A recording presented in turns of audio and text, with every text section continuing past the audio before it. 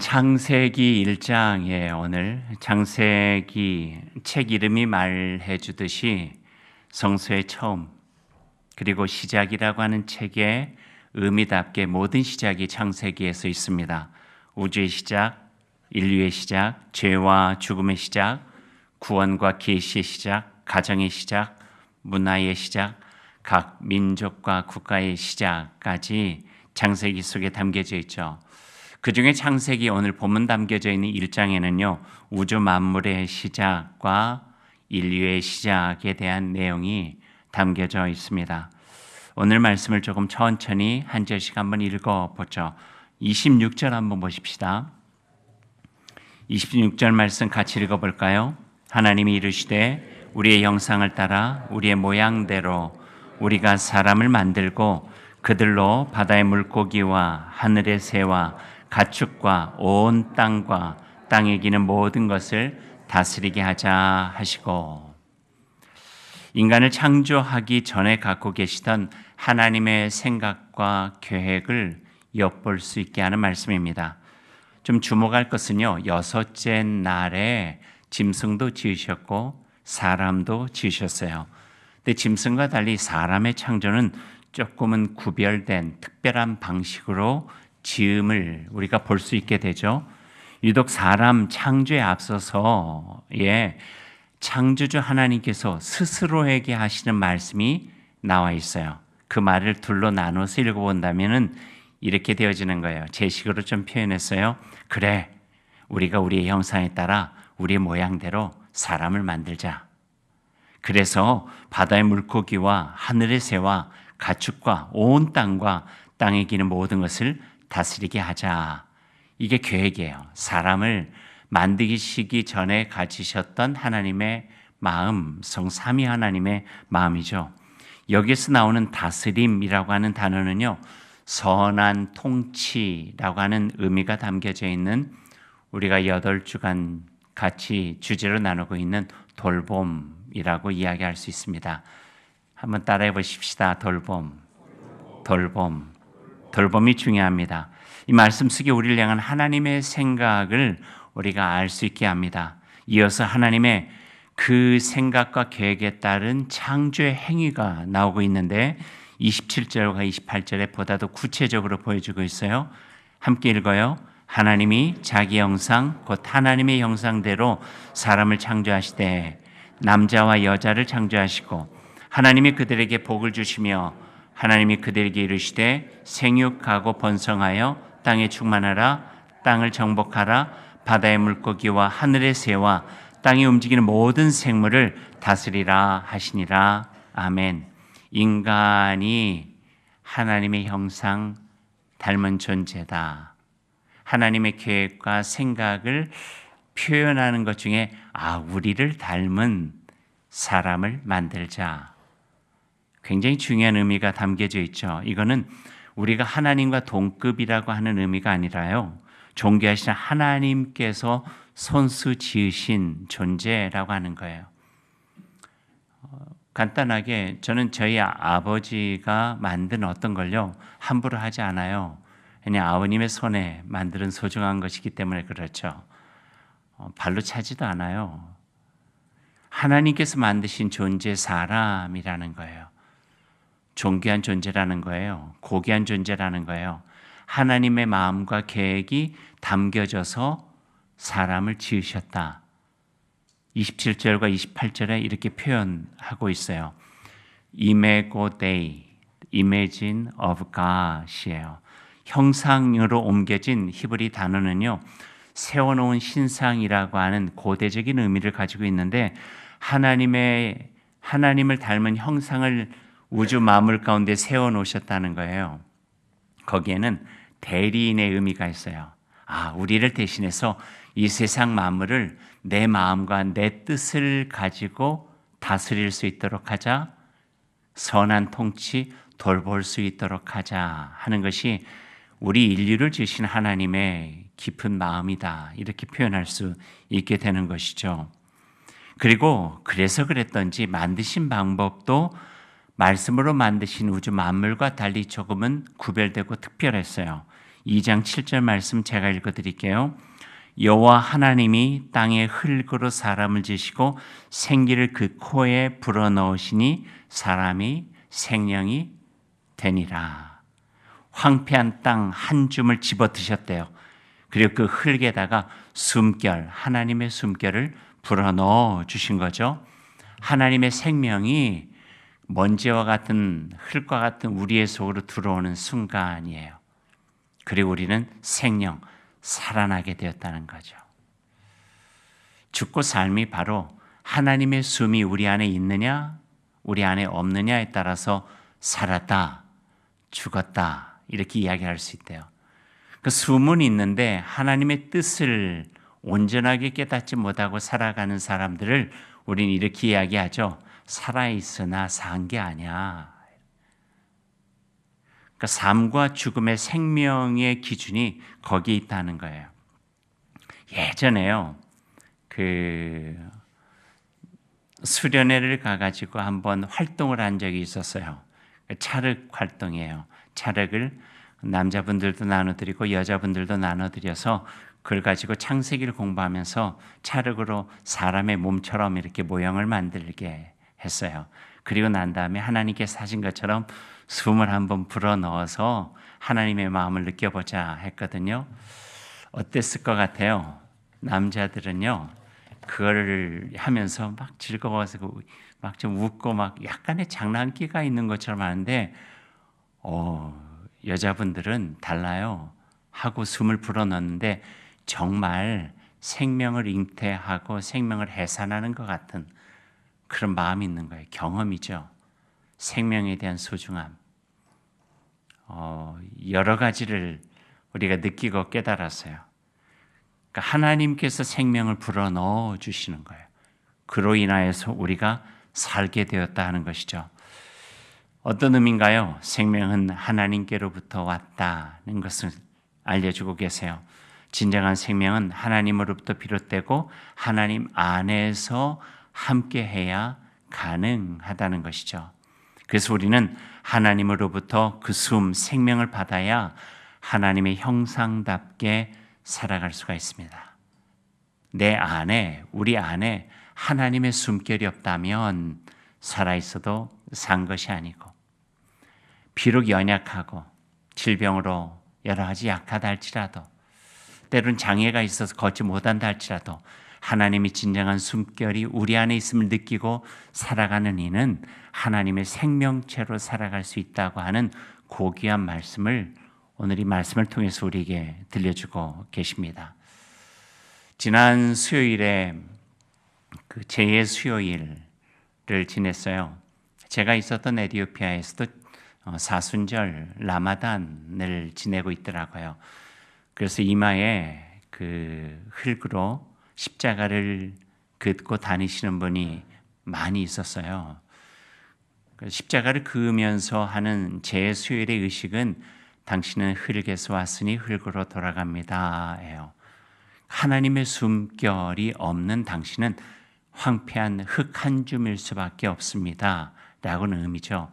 그래서 흙과 같은 여러분의 삶에 예수 그리스도 그분을 통하여 다시 하나님의 생명으로 살아가는 소중한 절기가 되길 바랍니다 하는 것이 바로 사순절의 의미입니다.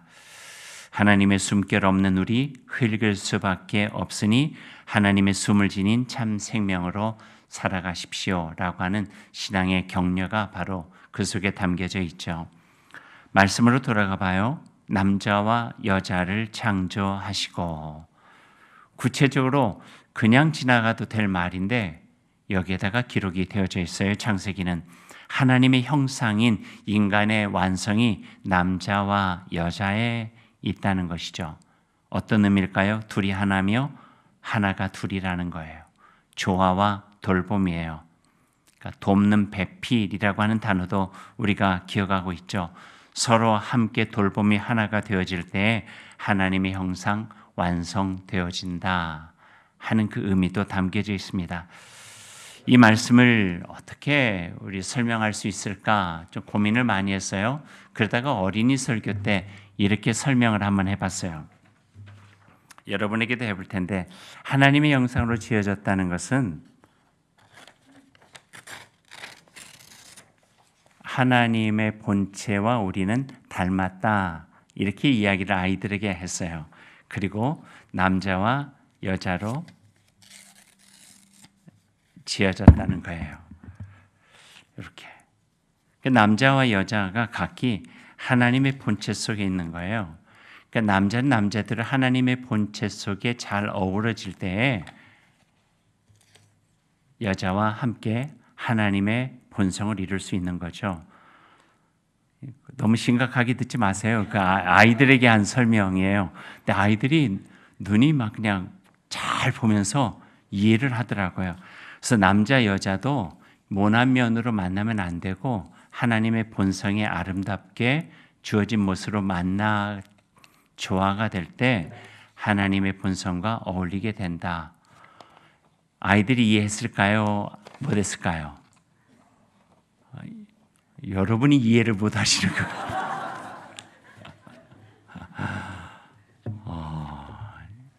간단한 설명이지만 하나님과의 조화가 인간과 인간의 조화로 연결되어진다 하는 거예요. 하나님을 사랑하고 내 이웃을 내 몸과 같이 사랑하라 담겨져 있는 의미이기도 하죠. 그리고 남자 사람과 여자 사람을 향해서 28절에 이렇게 하나님께 주신 말씀이 있어요. 하나님이 그들에게 복을 주시며, 먼저예요. 명령하고 사명 주고 그러지 않고 제일 처음에 시작하신 일은 하나님은 blessing이에요. 복을 주시며 이 일을 잘 감당해 갈 수 있도록 하나님의 은총으로 격려해 주시고 힘을 북돋아 주신 거죠. 그러시면서 말씀해 주셨어요. 복을 주시며 말씀하십니다. 하나님이 그들에게 이르시되 생육하고 번성하여 땅에 충만하라, 땅을 정복하라, 바다의 물고기와 하늘의 새와 땅이 움직이는 모든 생물을 다스리라 하시니라.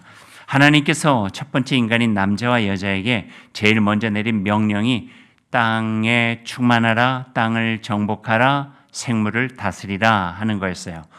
오해가 많이 있어요. 땅에 충만하라 했으니 땅이 비좁도록 자식 많이 낳고, 땅을 정복하라 했으니 지리산, 한라산 다 불도저로 깔아 엎어버리고, 생물 다스리라 했으니 이것저것 못 먹을 것 없이 다 먹어라, 이런 의미 아니에요. 히브리 원어적인 의미를 보면은요, 땅에 충만하라 하는 것은 채워라, 충족시켜라, 땅을 복되게 하라. 더 좋죠. 의미가 있죠. 땅이 제 역할을 다 할 수 있도록 땅이 필요로 하는 것을 잘 돌아보아주고 채워주어라, 이런 의미 있어요. 마치 화분 하늘을 가꾸듯이요. 땅을 정복하라 하는 히브리 낱말은요, 땅을 가꾸고 돌보라 하는 우리가 잘 아는, 우리가 생각할 수 있는 의미가 이 속에 담겨져 있고요. 그래서 여기는 연관관계도 있네요. 땅을 황폐하게 하면 흙으로 재진 너희들의 존재마저도 황폐하게 될 것이다. 땅을 풍성하게 만들면 그 풍성한 땅이 너희들을 풍성하게 만들 것이다. 이렇게 표현하고 있어요. 생물을 다스리라 하는 그런 의미는요, 생물들이 잘 살 수 있도록 잘 보살펴 주라 하는 의미가 있어요. 그럴 때 우리의 삶도 보살핌을 받게 될 것이라 하는 것이죠. 그래서 돌봄은 하나님의 은총의 통로예요. 잘 돌보면 그 안에서 하나님의 돌봄의 은총을 우리들이 경험할 수 있게 되어진다 하는 거예요. 돌봄을 통해 누릴 수 있는 하나님의 은혜와 사랑인 것이죠. 그런데 생각해 보면 지난날 하나님께서 함께 그 아름답게 창조하신 자연과 인간은요, 조화와 협력의 관계가 아니라 자존심을 둔 힘겨루기와 같은 그런 관계가 되지 않았나 하는 생각을 해요. 오랫동안 자연 앞에서 인간은 늘 연약한 존재였어요. 산도 무서웠죠. 바다도 두려웠죠. 바람도 해도 물도 자연 모든 것이 우리 마음대로 할 수 없는 대상, 경외의 대상이었어요. 그런데 어느 때인가부터요, 이 역전이 되어졌어요. 자연을 무서워하는 것에서 자연을 정복할 수 있게 되었다 하는 자신감이 오만함으로 바뀌어지게 되어집니다.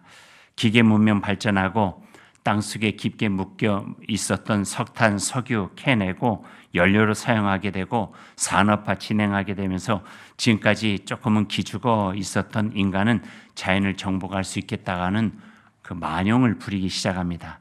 넘볼 수 없는 산의 위험, 내가 못 올라가 케이블카 나가지고 올라가고 사륜 구동차 가득 힘을 줘가지고 빵 하고 올라가기도 하고요.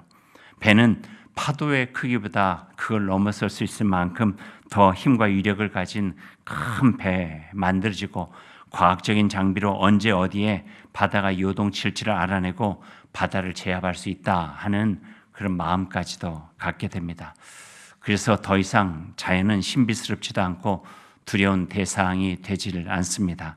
수만 년 그 자리에 있던 인간을 지켜주던 산을 바닥을 평평하게 깎아가지고 골프장을 만들고 훌륭한 기술을 다 동원해가지고 굴을 뚫어가지고 구멍을 내버리고 그러다 보니 눈앞에 있었던 수백만 년의 산이 순식간에 사라져 버리기도 합니다. 오목조목 나름대로 정말 수천 년, 수만 년을 통해 가지고 형성되어졌던 그런 모습들이 어느 순간에 비포, 애프터 사진이 될 만큼 성형수술로 돼서 새만금도 갯벌도 다 메꿔져 버리고 인간이 필요한 농지, 인간이 필요한 활주로 모든 걸로 바꿔지게 되었습니다. 자연과 인간의 관계가 역전되었다 볼 수가 있죠. 그런데 진정 생각해 보면 정말 그럴까요? 저는 요즘 더 두렵습니다. 자연이 화가 나 있는 것 같아요. 기후변화, 온난화, 예측할 수 없는 천재지변, 화산이 다시 활동하고 있고요. 지진이 이곳저곳에서 일어나며 바다의 수온 올라가고 바람은 세차지고 숨죽이고 있었던 자연이 더 이상 참을 수 없다는 듯이 화를 내고 있다는 느낌들을 받게 됩니다. 그건 아닌데 하나님이 복 주시며 말씀하신 돌봄의 은총이 사라진 자리에 남은 황폐함과 메말라감, 두려움과 무서움, 불안함, 요즘 우리가 느끼고 있는 마음들입니다. 너는 흙에서 왔으니 흙으로 돌아가라. 그저 말이 아니었던 것이죠. 하나님의 숨결이 사라진 흙만 남은 인간의 욕망과 이기심의 결과가 얼마나 황폐해지고 두렵고 무서울 수 있는가 하는 것들을 요즘 우리들에게 보여주고 있습니다. 하나님의 뜻과 하나님의 원초적 기대는 원래 오늘 성경 말씀을 보면 그러지 않았어요. 29절과 30절 말씀만 보세요. 같이 한번 읽어볼까요? 하나님이 이르시되 내가 온 지면에 씨 맺는 모든 채소와 씨 가진 열매 맺는 모든 나무를 너에게 주노니 너희의 먹을거리가 되리라. 또 땅의 모든 짐승과 하늘의 모든 새와 생명이 있어 땅에 기는 모든 것에게는 내가 모든 풀을 먹을거리로 주노라 하시니 그대로 되니라. 이게 하나님의 창조적 기대였습니다. 잘 돌봐라.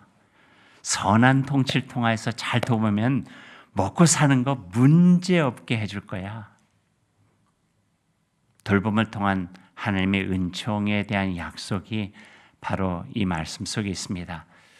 우리의 욕망만 조금 줄이면, 아니 많이 줄이면 우리의 오만함을 내려놓고 겸허함으로 하나님의 창조 세계 속에 피조물의 일원으로 참여하면 이렇게 하나님의 푸른 세상, 참다운 생명의 세상을 함께 살아가는 기쁨과 보람이 있을 텐데 잃어버린 황폐함을 우리는 안고 불안함 속에 살 수밖에 없는 것 같습니다.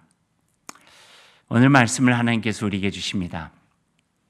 복을 누리며 살 수 있도록 다시 한번 일깨워 주십니다. 그럴 때 감격하시는 하나님의 모습을 우리가 보게 되는 거예요. 31절 말씀 한번 보세요. 같이 읽어봐요. 하나님이 지으신 그 모든 것을 보시니 보시기에 심히 좋았더라.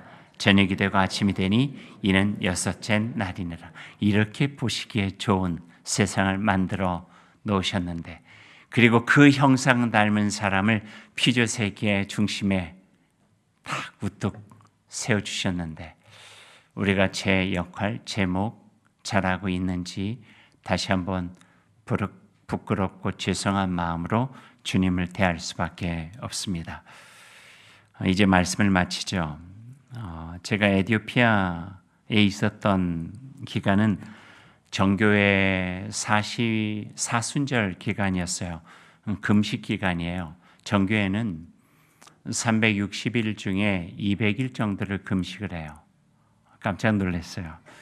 금식을 하는데 오후 3시까지만 금식을 해요. 그들의 독특한 금식 방법이죠. 하루 온종일 밥을 먹지 않는 게 아니라 3시까지만 금식을 해요. 어떤 이는 고기, 계란, 우유만 먹지 않는 가벼운 금식을 하고요.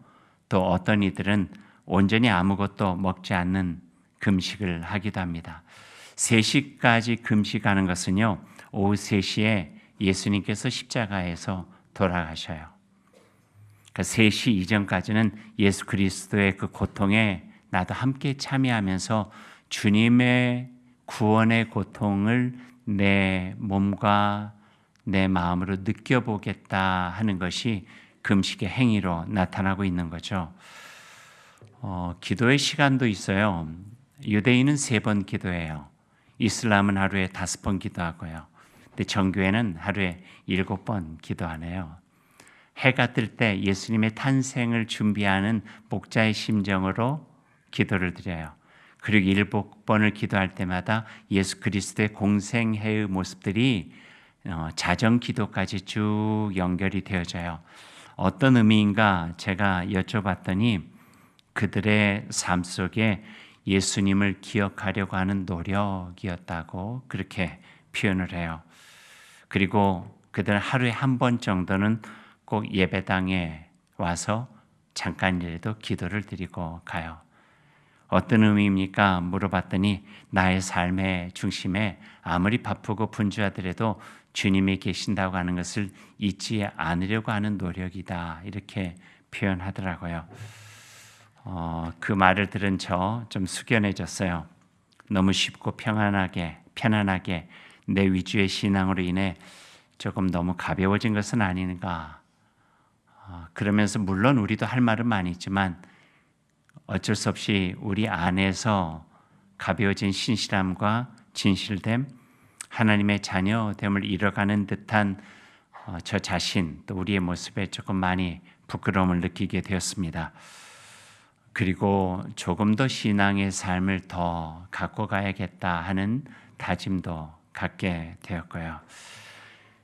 그리고 궁극적으로는요, 바로 그게 하나님의 복을 누리는 길이에요.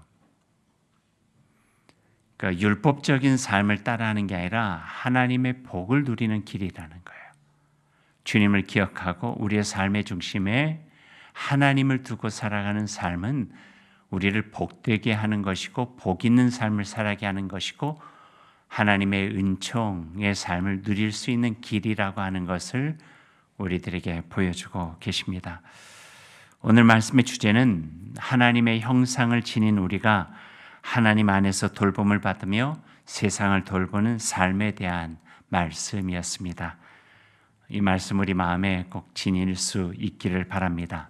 그리고 새기면 좋겠습니다. 우리를 복되게 하신 하나님 안에서 하나님의 형상을 지닌 하나님의 자녀답게 살아가는 복을 누릴 수 있는 저희가 되었으면 좋겠습니다.